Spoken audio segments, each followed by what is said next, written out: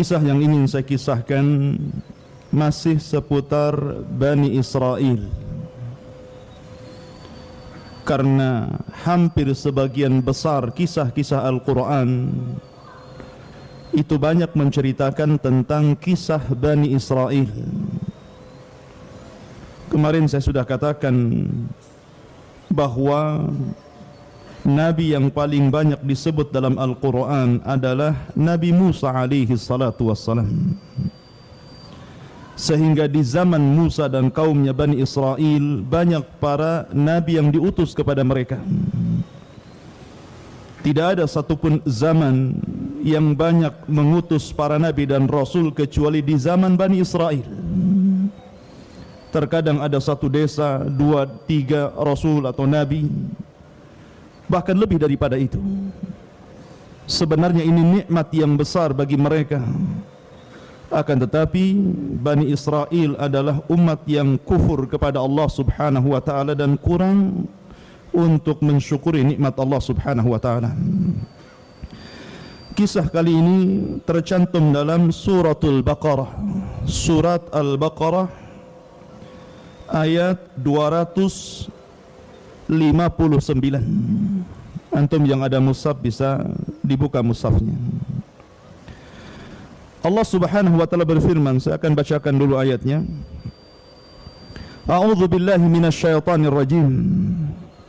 Aw kalladzi marra ala qaryatin wa hiya khawiyatun ala urushiha qala anna yuhyi hadhihi Allahu ba'da mautiha fa amatahu Allahu mi'ata 'amin thumma ba'athah qala kam labista qala labistu yawman aw ba'da yawm qala bal labista mi'ata 'amin fandur ila ta'amika wa syarabika lam yatasannah wandur ila himarika walinaj'alaka ayatan linnas wandur ila al'idhami kayfa nunshizuha thumma naqsuha lahma falamma tabayyana lahu qala a'lamu anna Allaha ala kulli syai'in qadir.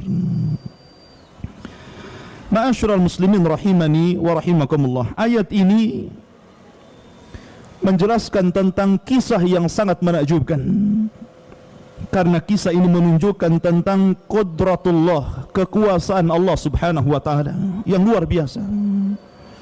Tentunya bagi orang-orang yang beriman dan mau memikirkan ayat-ayatnya.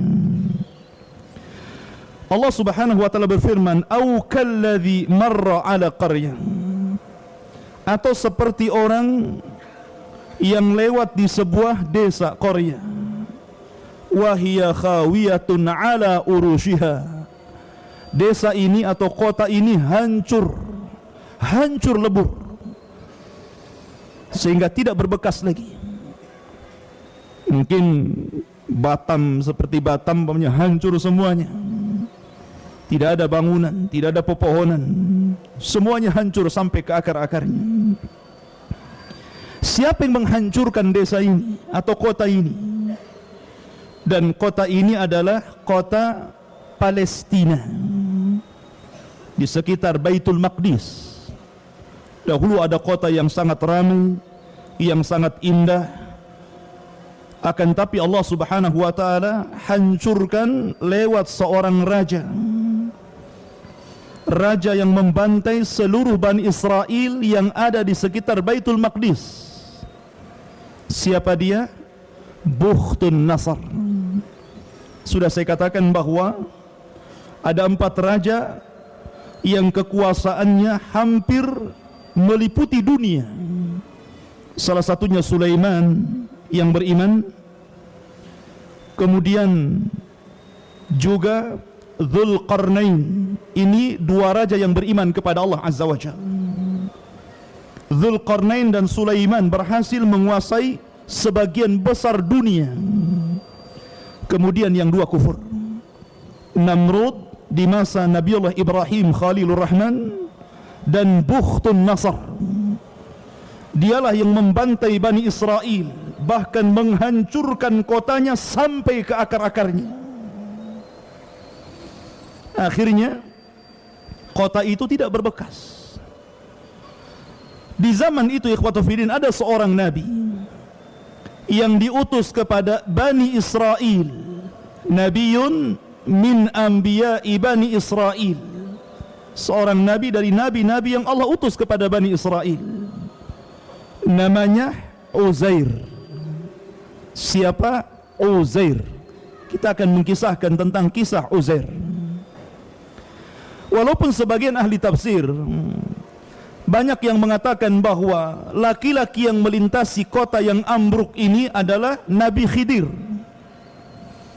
Ada juga yang mengatakan rajulun min Bani Israel. Akan tapi pendapat yang masyhur bahwa yang melintasi kota ini adalah Nabiullah Uzair alaihi salatu wassalam. Karena kalau kita hendak menta'yin sebuah sejarah itu sulit. Bahwa ayat ini terjadi kepada Uzair itu sangat sulit sekali. Karena kita bicara tentang sejarah bukan di zaman Rasul atau setelahnya, tapi kita bicara sejarah di zaman sebelum Rasul. Makanya para ulama tafsir mereka hanya mengatakan inilah pendapat yang masyhur, pendapat yang rajih, pendapat yang akrab, yang lebih dekat, sehingga mereka memilih bahwa kejadian ini di masa Nabiullah Uzair alaihi salatu wassalam. Ma'asyiral muslimin rahimani wa rahimakumullah, Uzair ini dia keluar dari rumahnya, faraqibal himar, dia pun menunggang keledainya.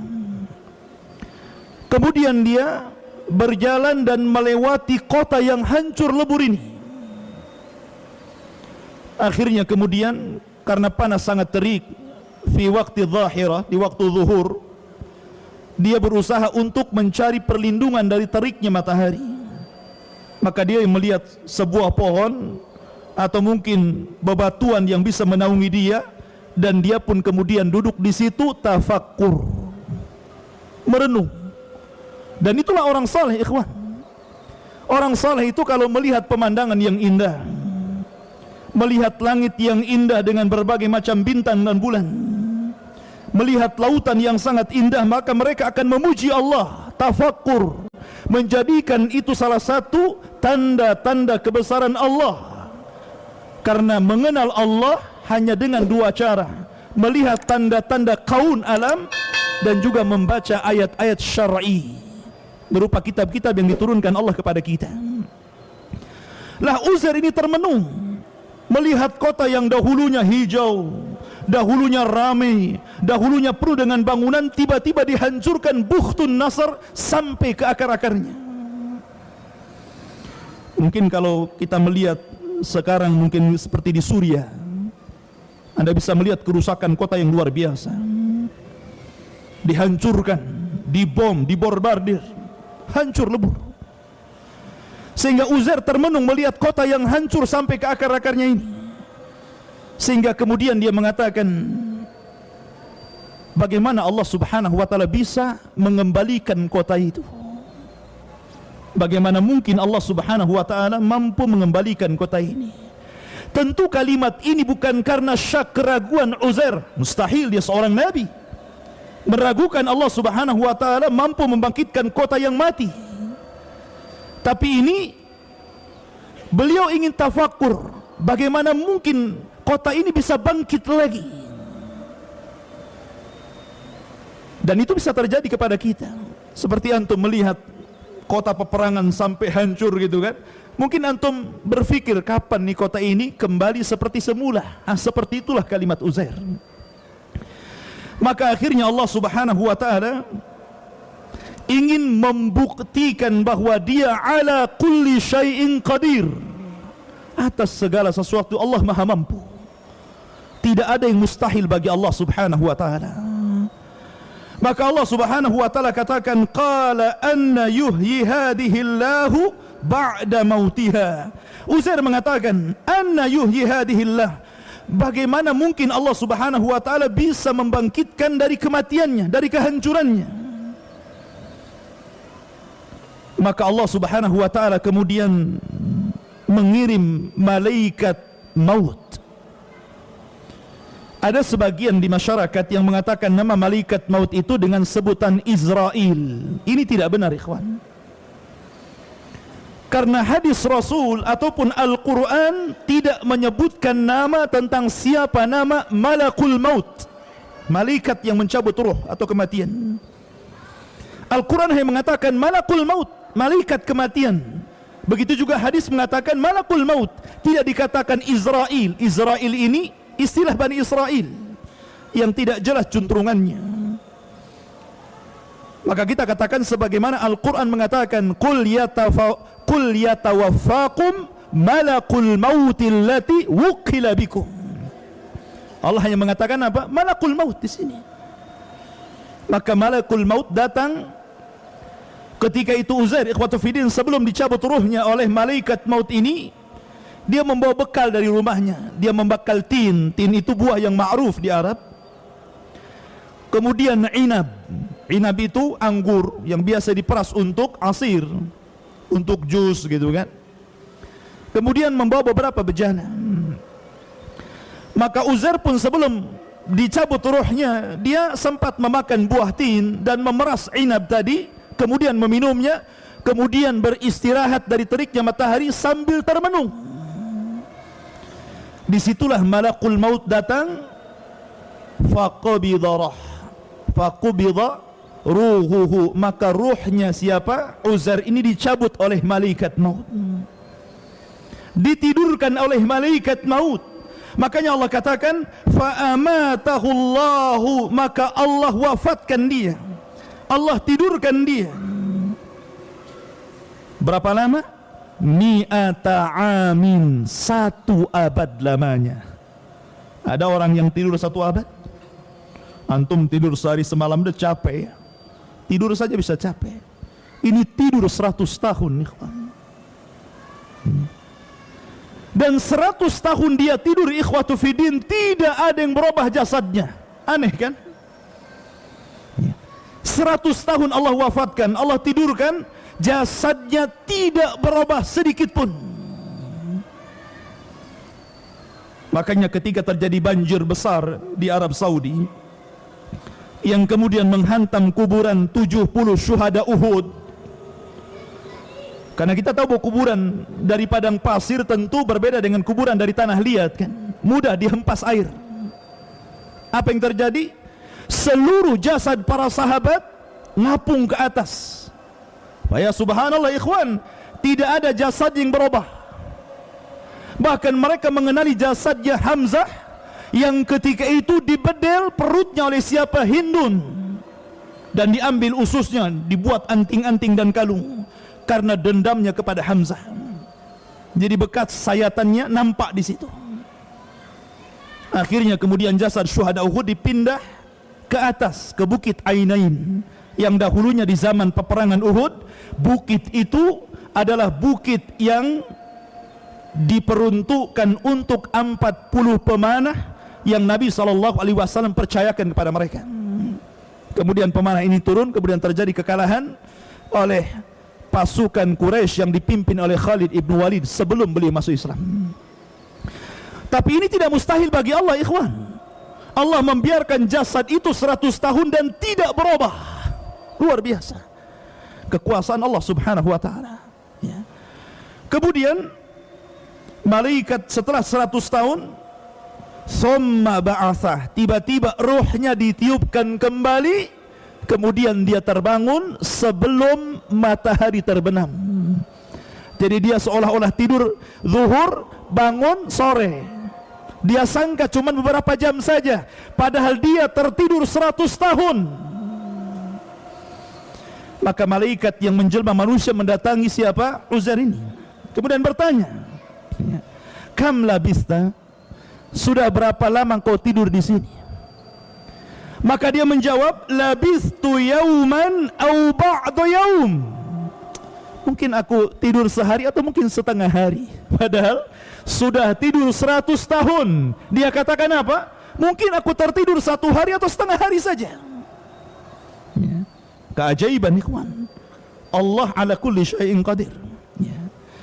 Kemudian malaikat itu mengatakan, qala bal labista mi'ata amin. Tidak, kau sudah tertidur 100 tahun wahai Uzair. Uzair bingung, mana mungkin, ya kan? Karena apa? Karena Allah subhanahu wa ta'ala membangunkan dia sebelum matahari terbenam. Ketika dia tidur, Allah cabut ruhnya ketika waktu duhur, kemudian Allah tiupkan ketika sebelum terbenam. Jadi dia sangkanya separuh hari saja dia tidur. Maka malaikat itu mengatakan, fangdur ila ta'amika, lihatlah makananmu wahai Uzair, wa syarabika, dan minumanmu, lihat minumanmu dan makananmu. Lihat buah tin yang kau bawa, lihat inab, anggur yang kau bawa, dan minuman perasan anggur yang kau peras. Lam yatasannah, tidak berubah sedikit pun. Itu yang membuat Uzair apa? Seolah-olah tidak tidur lama. Kalau setelah 100 tahun sudah berubah warna, minimalnya sudah nggak ada makanan itu. Jangankan 100 tahun, antum nyimpen anggur saja 1 hari itu sudah berubah. 2 hari sudah kering, 3 hari sudah dimakan tikus. Ya. Artinya bahwa itulah dunia, ya taghayyar, berubah. Dunia ini akan senantiasa berubah. Makanya ketika Allah subhanahu wa ta'ala mensifatkan sorga, sorga itu tidak berubah. Allah katakan dalam Al-Quran, masalul jannati allati wu'idal muttaqun, permisalan sorga yang Allah peruntukkan untuk orang-orang yang bertakwa, fiha, di dalamnya apa? Anharun min ma'in ghairi asin, air yang tidak pernah berubah, tidak pernah berubah bentuknya, tidak pernah berubah rasanya. Di dunia ikhwan, hatta 1 botol ini kalau kita biarkan 1 tahun dia akan berubah. Tidak mungkin tidak berubah di dunia. Apa yang tidak berubah? Akan berubah. Di dunia akan berubah. Makanya di sorga tidak berubah. Wa anharun min labanin lam yataghayyar ta'muh, bahkan ada 1 aliran susu yang tidak pernah berubah rasanya. Di dunia pasti berubah. Sering saya katakan, kalau anda buat susu di pagi hari kemudian diminum minggu depan, atau mencret, berubah rasanya jadi penyakit. Tapi di sorga tidak berubah. Tapi di sini Allah subhanahu wa ta'ala menjadikan itu tidak berubah untuk sebagai apa? Tanda-tanda kebesaran Allah. Allah ala kulli syai'in qadir, Allah atas segala sesuatu maha mampu, ikhwan. Tapi lihat, yang menjadikan ikhwatu fiddin yang dimuliakan Allah azza wa jal, bahwa Uzair baru dia paham bahwa dia tertidur 100 tahun, kalimat setelahnya malaikat ini mengatakan, wangdur ila himarika, lihat di mana keledaimu sekarang. Keledaimu sudah tidak ada lagi. Uzair tidak melihat keledainya kemana, padahal keledai itu ditambat di dekat peristirahatan dirinya. Tiba-tiba Allah subhanahu wa ta'ala meniupkan roh, meniupkan angin, meniupkan rih, meniupkan angin. Kemudian angin ini mengumpulkan tulang-tulang keledai yang sudah hancur, kemudian merangkai satu-satu tulangnya. Datang tulang kaki, tulang perut, tulang iga, buntutnya, kepalanya, gitu kan, berbentuk tulang dulu, dan tulang itu berbentuk seekor keledai. Makanya Allah mengatakan, wangdur ilal idham, lihatlah kepada tulang-tulang keledai itu. Kaifa nunsizuha, bagaimana kami merangkainya. Tiba-tiba di hadapan Uzair ini, keledai itu terangkai, tulang-tulangnya tiba-tiba berdatangan terangkai sendiri. Kemudian summa naqsuha lahma, tiba-tiba dagingnya bermunculan. Kemudian daging itu melekat di tulang-tulang tadi. Kemudian menjadilah seekor keledai Uzair. Dan ketika keledai itu ditiupkan roh, maka keledai itu langsung menghadap langit, kemudian berteriak dan menyangka seolah-olah kiamat telah datang. Maka dari sini ikhwatu fiddin yang dimuliakan Allah azza wa jal, Allah katakan, falamma tabayyana lahu, ketika sudah jelas bagaimana kuasa Allah, Allah mampu menghidupkan yang mati menjadi hidup. Maksudnya apa? Maksudnya Allah ingin menjelaskan kepada Uzair, jangan lagi keledai yang sudah meninggal, yang sudah tidak ada tulang belulangnya, kemudian Allah satukan kembali tulangnya, kemudian Allah bungkus dengan daging, kemudian Allah tiupkan ruh. Jangan lagi keledai, kota yang hancur sekalipun Allah sanggup untuk menghidupkan kembali. Itu maksudnya. Allah mampu menghidupkan kota yang hancur. Kenapa? Qala a'lamu, sekarang baru aku tahu, kata Uzair, annallaha ala kulli syai'in qadir, bahwa Allah atas segala sesuatu maha mampu. Sesuatu yang kita anggap mustahil, tapi mungkin bagi Allah subhanahu wa ta'ala. Akhirnya Uzair pun dia pulang ingin melihat rumahnya. Diambil keledainya, kemudian naik keledai. Kemudian sudah berubah kondisinya. Orang-orangnya sudah berubah karena sudah 100 tahun. Kalau antum ditidurkan 100 tahun, kemudian antum dibangunkan, mungkin kawan-kawan antum sudah nggak ada. Mungkin sudah beralih generasi, kan gitu. Begitu juga Uzair melihat mana kawan-kawannya sudah tidak ada. Generasinya sudah berbeda, kondisinya sudah berbeda, kotanya sudah hidup kembali, penuh dengan pepohonan, rindang, hijau, pertanian dan begitu seterusnya. Tapi Uzair masih mengetahui alamat rumahnya. Berangkatlah dia ke rumah. Kemudian ikhwatu fillah yang dimuliakan Allah subhanahu wa ta'ala, sesampainya di rumah Uzair melihat ada nenek-nenek yang sedang menyapu rumahnya. Kemudian Uzair alaihi salatu wassalam bertanya kepada orang tua ini. Nenek tua renta ini mengatakan, yang sudah buta, sedang memegang sapu. Dan Uzair mengatakan, aina baitu Uzair, di mana rumahnya Uzair? Kemudian wanita tua ini mengatakan, walima tas'al ya rajul, kenapa kau bertanya tentang rumahnya Uzair? Bukankah Uzair sudah tidak ada lagi? Uzair ikhtafa mundu mi'ati sanah wala yadri ahadun aina dhahab. Uzair sudah nggak ada. Dia sudah hilang 100 tahun, entah kemana dia perginya. Orang-orang menyangka dia sudah mati. Kenapa kau tanya tentang rumahnya Uzair? Inilah rumahnya Uzair. Maka Uzair mengatakan, ana Uzairun, sayalah Uzair. Maka wanita itu heran, ikhwan. Gak mungkin ini Uzair. Uzair udah nggak ada. Uzair sudah hilang 100 tahun. Kamu ngaku-ngaku Uzair ya? Akhirnya ikhwatu fiddin yang dimuliakan Allah azza wa jalla, ana Uzair, saya Uzair. Maka wanita itu mengatakan, tidak, Uzair adalah rajulun saleh, laki-laki yang sangat saleh, yang kami kenal kesalehannya. Rupanya nenek ini adalah jariyahnya, pembantunya, budaknya. Jadi ketika Uzair keluar dari rumahnya, usianya ketika itu 40 tahun. Sementara jariyahnya, pembantunya itu 20 tahun. Sehingga jariyahnya usianya sudah 120 tahun. Dan Uzair usianya sudah 140 tahun. Sudah tua. Allah berikan usia yang panjang kepada budaknya ini. Akhirnya ikhwatu fiddin yang dimuliakan Allah azza wa jalla, dia mengatakan, setahu saya Uzair itu orang saleh. Dia adalah nabi. Dia sanggup menyembuhkan penyakit buta. Kalau engkau Uzair, berdoalah kepada Allah azza wa jalla, sembuhkan kedua mataku. Maka Uzair pun berdoa kepada Allah subhanahu wa ta'ala. Akhirnya Allah menyembuhkan kedua mata nenek itu. Ketika sembuh dan melihat Uzair, baru dia terperanjat, anta Uzair? Kamu Uzair? Karena Uzair lebih muda daripada nenek tadi. Kan belum berubah Uzair itu, cuman usianya saya sudah panjang. Kamu Uzair? Loh, kamu pembantu saya, gitu. Ya.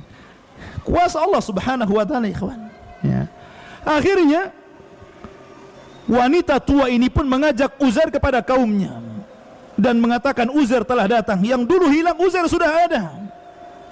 Sampai putranya Uzair waktu itu sudah tua juga. Sudah, justru anaknya lebih tua dari bapaknya, karena bapaknya tidak berubah, gitu kan. Ya.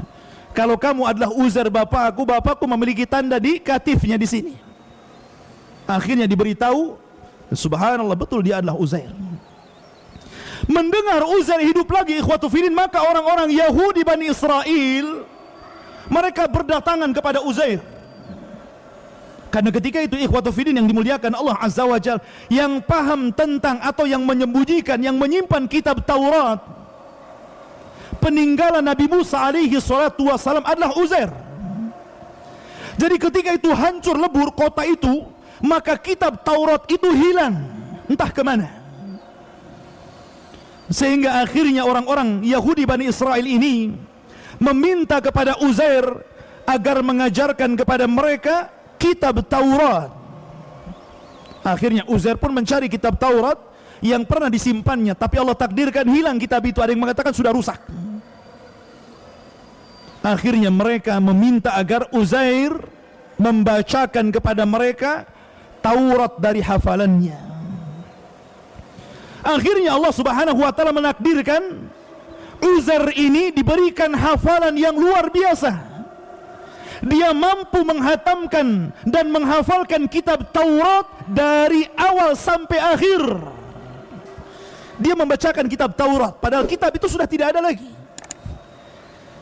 Dari sinilah orang-orang Yahudi tersesat. Kenapa?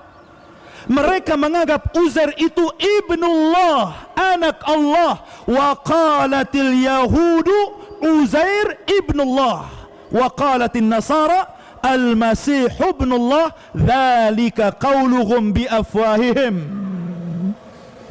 Ketika orang-orang Yahudi mengatakan Uzair anak Allah, ketika mengatakan Nasrani Isa anak Allah, kenapa? Karena mereka menganggap bahwa Uzair berbeda dengan Musa.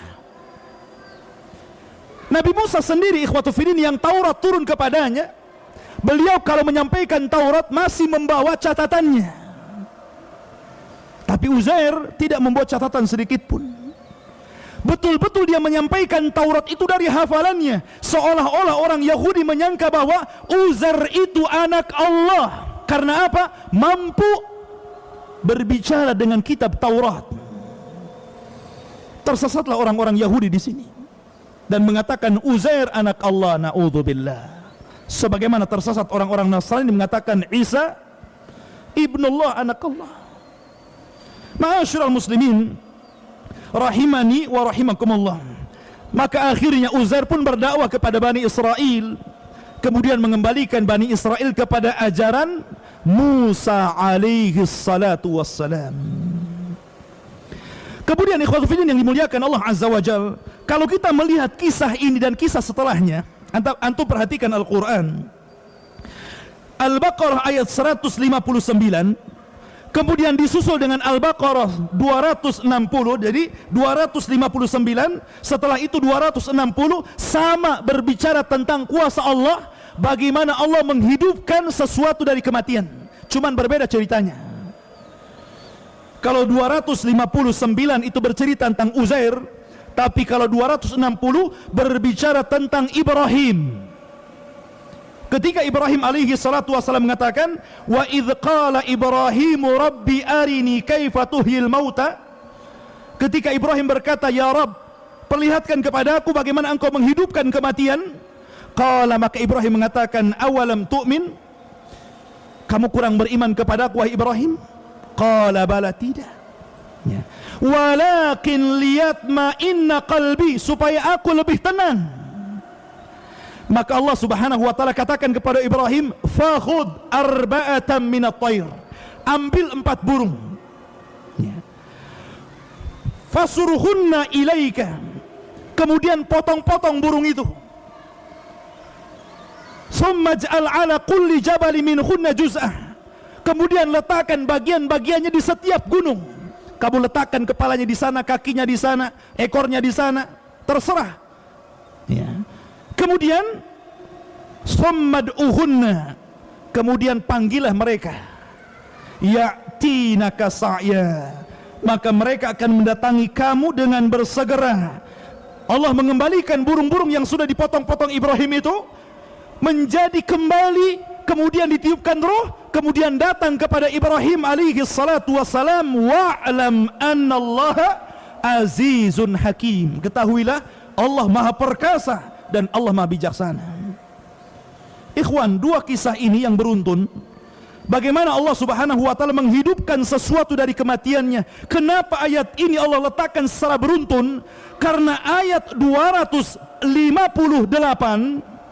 itu bercerita tentang Namrud. Ya. Namrud mengaku Tuhan, mampu menghidupkan orang mati, mampu mematikan orang hidup, tapi dengan cara dia. Kata Namrud, datangkan dua tawanan. Kata Namrud, yang satu ini memang diponis mati, segerakan dia, bunuh dia atas perintah saya. Maka dibunuhlah satunya. Lihat, saya bisa mematikan orang ini. Yang satu ini diponis bebas, kamu nggak saya bunuh, kau pulang saja, saya bisa menghidupkan dia. Itulah cara Namrud mengaku bahwa dia Tuhan, bisa menghidupkan manusia dan mewafatkan manusia. Tapi ikhwatu fidin, Allah Rabbul Alamin, Rabbuna wa Rabbukum, Rabb kita dan Rabb kalian semuanya. Bukan begitu caranya. Namrud tidak bisa seperti yang Allah lakukan, membunuh dulu kemudian menghidupkan kembali. Bahkan jasad yang sudah terpotong-potong mampu Allah Subhanahu wa taala hidupkan. Ini semua tanda kebesaran Allah, semua tanda kekuasaan Allah, agar kita semakin beriman kepada Allah Subhanahu wa taala. Semoga kisah yang singkat ini bermanfaat. Subhanakallah bihamdika, asyhadu an la ilaha illa anta astaghfiruka wa atubu ilaik. Allahu ta'ala. Assalamualaikum warahmatullahi wabarakatuh.